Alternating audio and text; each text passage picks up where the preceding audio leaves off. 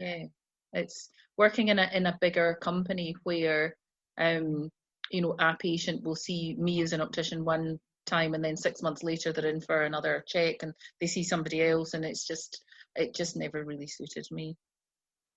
And that must be quite helpful with children as well. So like my daughter's just about to turn 3 next month, and she's not had her eyes tested since, I guess, whatever checks they do at the hospital. So that's something that I think I'll be needing to pop over, since you're so close to me once things are kind of up and running. But I was thinking about that.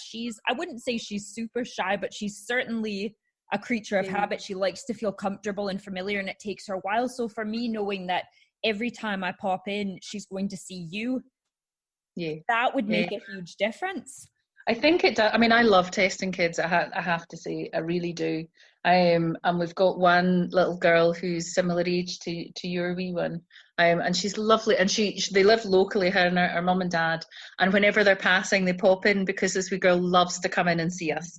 With colouring and stickers, and you do all the kid friendly things, but she loves to come in. And her mum messaged me not that long ago to say that the wee girl had said to her, "When is the eye magician going to be open again?"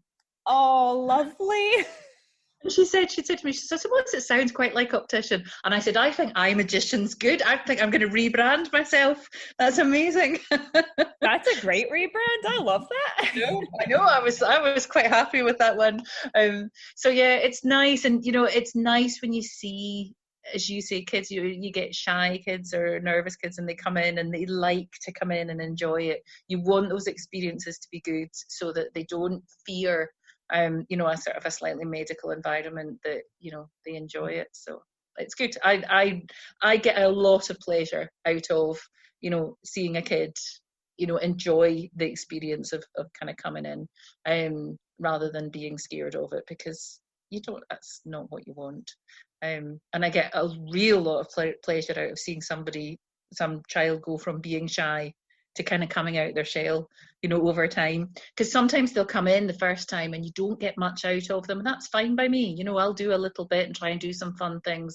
And then you'll just say to mum and dad, look, just bring them back. What we'll do is we'll get them back in 3 months and we'll do a wee bit more. And then, a couple of months down the line, they're kind of a bit more used to it. And it's a real joy to kind of see it. And I get what I need. I can check that their eyes are healthy and everything's okay, and they've enjoyed the experience. So that's all good.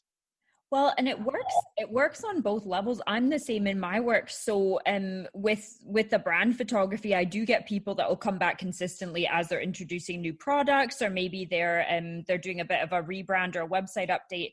And that's lovely. And then with the other side of my work, the wedding and family stuff, I've been doing that a lot longer. And I mean, I have done couples engagement photos, and then their wedding photos, and then they have one baby, and then they have another baby. And to me, that's the best part of the job, because you really truly get to know people. And I mean, that is really the best feeling, when somebody loves your work and their experience with you enough to come back to you time and time again. And this is obviously just our voices you're listening to, but Morven smiling away at me, and I think we both have big grins on our faces, because that's the best part of this job, is just, I think, it's such a compliment, isn't it? It's such a compliment. You kind of, the lady, when we first opened the doors, the lady walked in with a bunch of flowers that had been a patient for a while, and she's like our biggest cheerleader, and she's just a lovely, lovely person. And it's so nice, we've got these people that share everything that we put on Facebook, and like everything on Instagram. And it's really nice to know that there are people out there who kind of get what you want to, what you're doing, really kind of appreciate it. And we appreciate their custom. I love looking after them. These people are a joy to look after. So yeah, that's exactly the kind of business I want to go into work. And there are difficult days. Clinically, there are days where I have to give people bad news, things, eye problems and things. Those are not good days. And there are days where the business is hard, and you're kind of thinking, oh, we're not busy enough, and there's all those anxieties on top of that.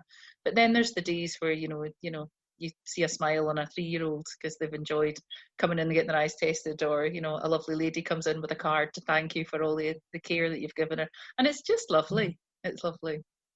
It's so rewarding. And I think that's the difference between one of the differences between working for somebody else and working for yourself. You put so much into it, but you get so much back as well. And you see firsthand, you know, if you were working in a big opticians where there's, I don't know how many other people working there, and you don't get to know people the same way, and it's different. And somebody might come by with a thank you card, but you never see it because, you know, it's just, there's a bit of a disconnect, whereas you're so connected to everybody that walks into your shop. Yeah, sometimes it feels like you're putting your heart out there, and if people appreciate it, it feels amazing. You know, it's like love at first sight almost, you know, like, oh, people get what we're trying to do, this is fabulous. And you know, so you can take it personally sometimes, I think, when you think, oh, people don't really, and you know, we would only ever give you good service, why would you question that, you know? And it's difficult to take a step back sometimes. But yeah, it is, on the whole, it's absolutely lovely, and I do believe that you kind of get what you give a little bit. So you know, if we're out there and helping and doing the best that we can, there will always be people who will be a little bit more challenging to deal with, but on the whole, people will appreciate that, I think.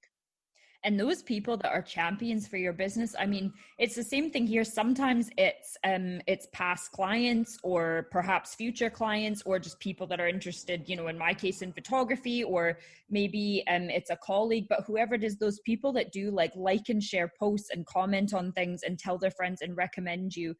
I always try and make a big point of thanking them and telling people how much I appreciate it. But I mean, that is huge. See the amount of money I've spent on marketing that I don't really feel yielded any real results. The best results I've ever had from any kind of marketing is the free kind, when people have had a great experience and they just shout out about you and your business. And that's amazing. Yeah. I totally agree with that. And I absolutely, you know, we've spent more money on marketing, and it's very difficult, I think, to distill what you are and what you do into a, you know, 150 word, you know, advertorial with a couple of photos. It's difficult. You know, we write these things, and you know, they read well and they look well and all the rest of it. You've got some nice product photos and you've got nicer internal photos, but nothing, it just never feels like you quite get the feel that you want. And I think it takes somebody to kind of come in and have the experience to really kind of get it. But somebody's obviously, we got an email just shortly before lockdown to tell us that we're finalists in the Scottish Independent Retail Awards this year. That's brilliant. Somebody has nominated us. So my understanding, after looking into it, because I thought, oh, is this a wind up? So I looked into it. Somebody has nominated us, and somebody has written something so lovely that we've been listed as a finalist. I don't know who it is, and nobody's telling me that they've done it. But you know what? It was such a compliment that, you know, that was done, and it's just, I had a smile on my face for a very long time after that. And you know, we're a brand new business. That's 1 year of trading, and to be a finalist at that level, I think was just, it was so flattering. It was really lovely. That's a huge achievement. And you're right, it goes back to that whole, like, it's so flattering when you know that the level of service you provided, not convinced, because you never told anybody to do it, but it was so good, the service that you provided, that they actually sought out a way to recognize you for that. I mean, that's the biggest compliment you can get, really.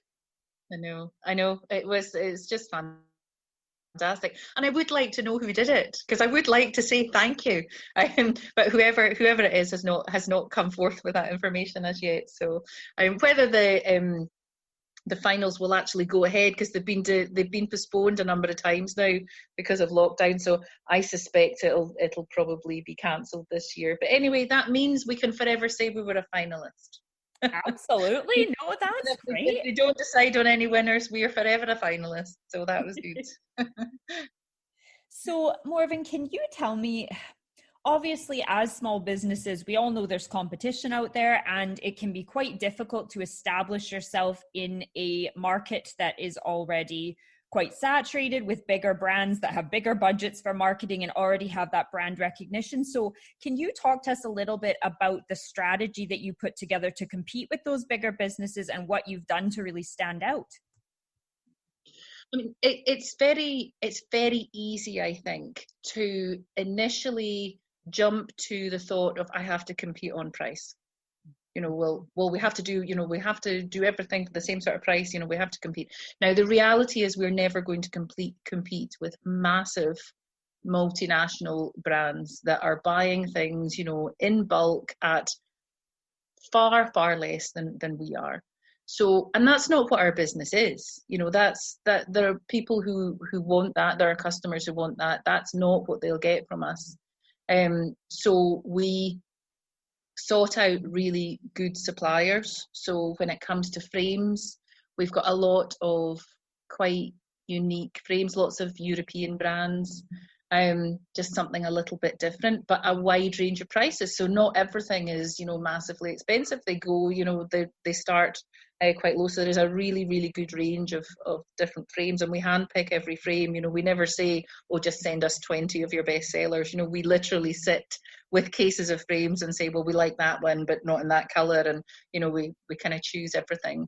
And often it's with a mind to, patients. We know, as we get to know our patients, as we've been open longer, what the clientele is, the sort of things that they'll pick. I would always be maybe slightly more daring in my frame choice than I found that people have wanted. I would always want much more colourful and more different. And Evelyn's got a very, very good head on her shoulders. She's been putting frames on people's faces for over 20 years. So she's like, no. We won't have those red ones, Morven. We'll just take that one in navy blue instead. Thank you. So that's what we do, kind of, a nice sort of curated range of frames, essentially. A nice spectacle lenses wise, we use a good quality lens, but they're not there are lens brands out there. As a photographer, you will know all about Nikon and Seiko and various different companies, and a lot of these people make spectacle lenses as well. Oh, I didn't know that. That's quite interesting. Yeah. And we always think, opticians always think, Nikon's huge, this is spectacle lenses is huge. And it's something like 3% of their business is spectacle lenses. It's such a small amount. But essentially, if a company is a photography company, often there'll be an ophthalmic lenses company as well. The company that we use is a Japanese company called Hoya, and we chose them because their products are fantastic. Their lens coatings are fantastic, which is what they're mainly known for within the photography world. But also this service that they give is amazing, and it's very personal. They were helping us from day one. They've been, they're always at the end of a phone. They'll always pop in and help us, and it's just, we value that. So price-wise, we sort of set ourselves, a nice range of prices. We're never going to be the cheapest, but we certainly are not the most expensive, and it's more on the service and the quality of products. The technology that we have sets us apart. I've always worked with good technology, and I think within eye test there's a range of experiences with an eye examination. So for example, we have a couple of pieces of technology. We have an OCT scanner, which scans through your retina. It's like an ultrasound scanner, but it uses light, so it lets me see underneath the retina, and I can see problems that may appear in the future. I can monitor for risk of glaucoma and all these sort of things. So it allows me to do more than just examining inside the eye and kind of saying, well, it looks okay today. It allows us to see more. And we also have an instrument called an optomap, which when we take a photograph of the back of the eye, a standard photograph will show you about 15% of the retina, and this shows you about 85% of the retina. So it allows us to see more and do more. And it was very important, whilst we had that boutique and nice, unique feel at the front, that, we had the technology in the eye examination to back it up. So you knew you were getting accurate, excellent healthcare within that nice, friendly environment.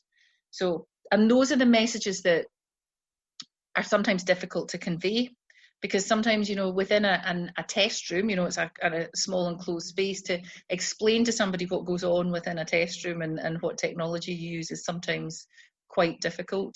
And sometimes you just have to experience it to see. And lots of people will say, oh wow, I've not had an eye test like this before, and that's really nice to hear. You kind of think, well, yeah, this is what we're doing, and this is what's different. And some of the bigger companies will use technology like that, and some of them don't. And similarly, independent